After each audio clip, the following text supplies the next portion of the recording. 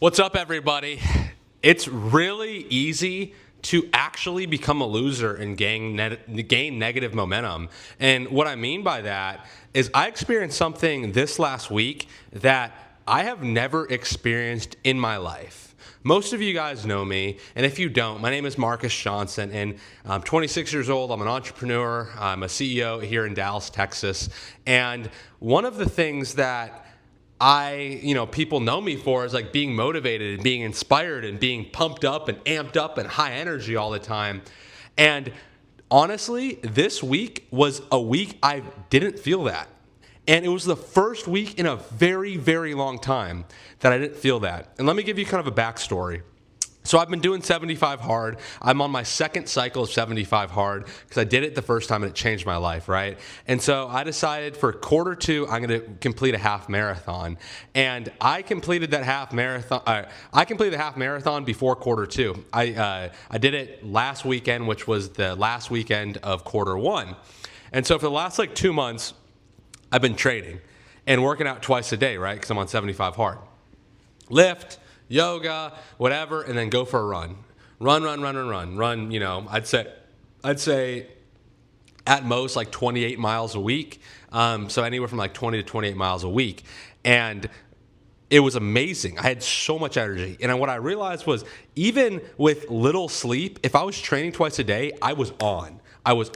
And business was booming, business was better. And I wrote something the other day where, when there's time constraints in business, in life, you actually have to optimize and prioritize and be more efficient.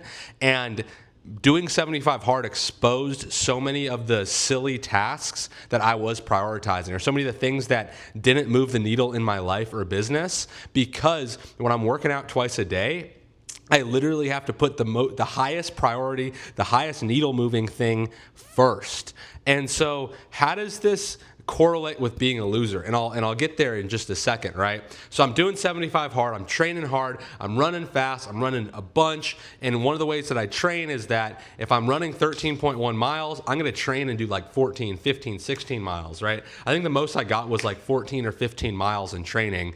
I learned it from baseball, because when in baseball, if I was facing a guy that was throwing 93, I would set the pitching machine up to 95 miles an hour to make 93 look easy. It's kind of the same thing with running, right? And so I'm putting all this effort into running. I'm prioritizing my time. I'm prioritizing my health for the last 2-3 months. I mean, honestly, longer than that. And everything is going well. I get to the marathon. I'm locked in. I absolutely, in my opinion, I crushed it for my first one. And I won't be afraid to say that. And then I finished the marathon. And I've never been more mentally exhausted and drained in my life. And I guess that's how fighters feel when they prepare for a fight, they go and fight someone. They train all that time, but man, I was exhausted.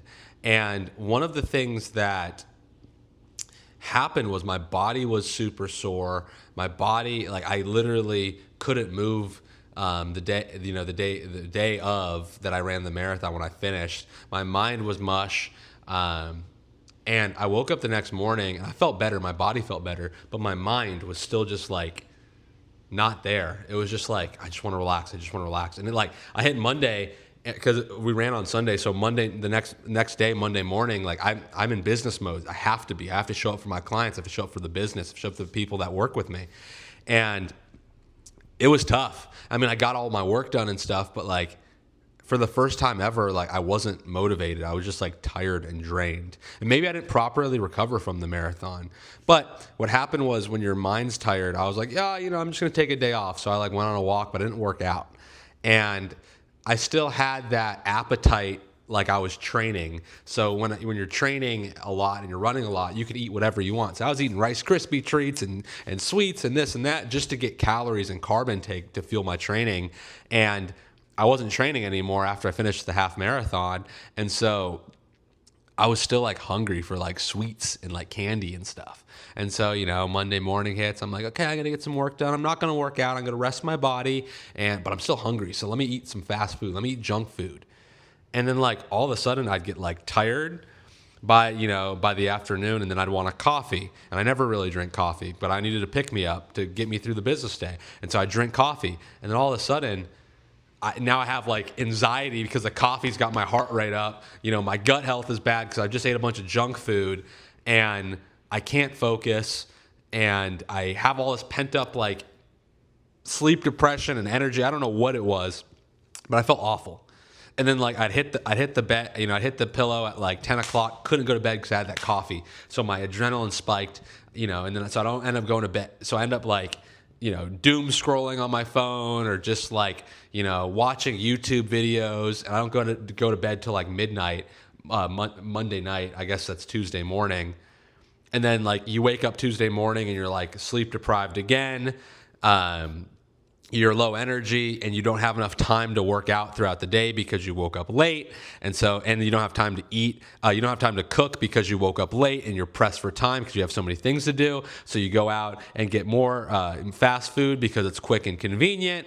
And then you get tired because fast food makes you tired. So you drink more coffee. And then because you don't have time, you don't work out or you don't cook. And so you don't have a lot of good natural energy. It's just kind of fake adrenaline at that point. And then guess what?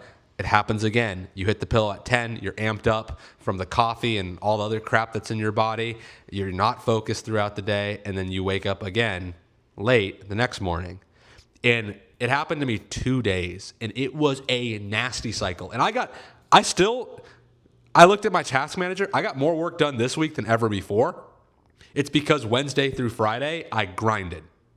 And I had to slap myself and get out of this. And honestly, like, I wasn't motivated for Monday, Tuesday. I wasn't focused. I was just like a dopamine like machine. Like I just wanted dopamine. I just wanted to scroll on my phone. I wanted to eat sweets. I wanted to drink coffee. Like it wasn't anything good or productive.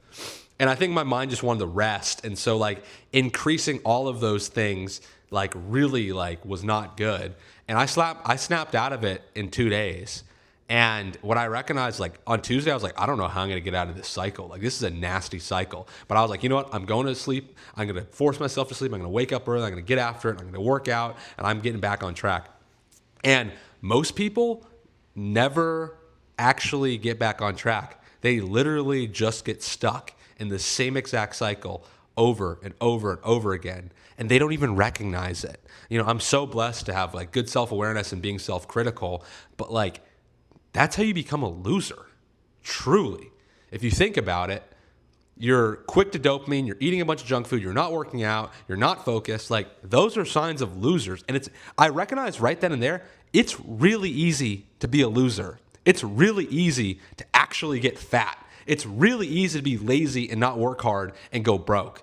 Like it was like right in front of my face, and luckily, like we're back on track after 2 days of rest. And I guess 2 days of rest is like what I should have done anyways. But like being self-critical and having some self-awareness, like if I find myself slip a little bit, like I'm gonna slap myself and get back on track. But I was like, whoa. So this is what like most people, the average person faces. And it's scary. And so what I recognized was, although I needed those 2 days probably, you need to keep a checks and balances system, because 2 days can turn to 2 weeks, 2 weeks to 2 months, 2 months to 2 years, 2 years to a lifetime.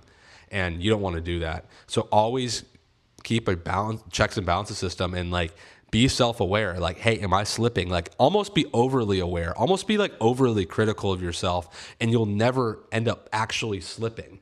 And a lot of people, I'm not going to curse right here, but I'm going to say a lot of people hit the oh crap moment, the panic button, when it's too late. And if you're self-aware and if you're hypercritical of yourself, what happens is you hit the oh crap panic button way before you should, because you know what path you're going to go down. Because once you start going down the hill, if you're a heavy rock, it's just going to pick up speed and create negative momentum. And the opposite happens when you're self-aware. When you're self-aware, when you have a checks and balances system, when you dot your I's and cross your T's, it actually creates positive momentum. And so Wednesday through Friday, I was like, hey, I'm not going to be on my phone early morning. I'm not going to drink coffee. I'm not going to eat gluten. I'm not going to eat junk food. I'm not going to eat sugar. I'm going to get back on track to what I've been doing the last 5 years of my life. And all that to say is I get it now. I thought that slipping and falling and creating negative momentum was hard. But quite frankly, it's pretty easy. It's really easy to miss one day, miss another day. All of a sudden, 2 days turns to 2 weeks, 2 weeks turns to 2 years, and 2 years turns to a lifetime. So at the end of the day, be really self-aware. Be hypercritical of yourself. Sometimes it's good not to give yourself grace. Sometimes it's good to be really strict with yourself. And sometimes, actually all the time, it's good to show discipline. Because the winners, the guys that kill in this life, the guys that are like dominating and living their life to the fullest, they'll hit the oh crap button way before they should. Because if you hit the oh crap button when it's oh crap time, it's too late. So keep your awareness and take inventory every single day on your progress. For me, I'm taking inventory on my sleep. I'm taking inventory on my focus, my deep work, my workouts, everything to make sure that I'm on track for success for myself, for the business, for my future wife, for my future family. All right? I don't know what else I'm going to say. I think I'm going to end the video right now. But all I want to say is that I'm proud of you. If you watch this whole video, I'm proud of you. Keep on working, keep on dreaming, journal, pray, work hard, be disciplined, and not most importantly, but definitely work weekends. It's Saturday right now, and we are grinding. It's 9 a.m. right now. My first video of the week. I try to shoot one video a week. I love you all. You guys are absolutely incredible. Keep on inspiring. Put God first. Love others. And guess what? Work really hard. Work weekends. Cheers.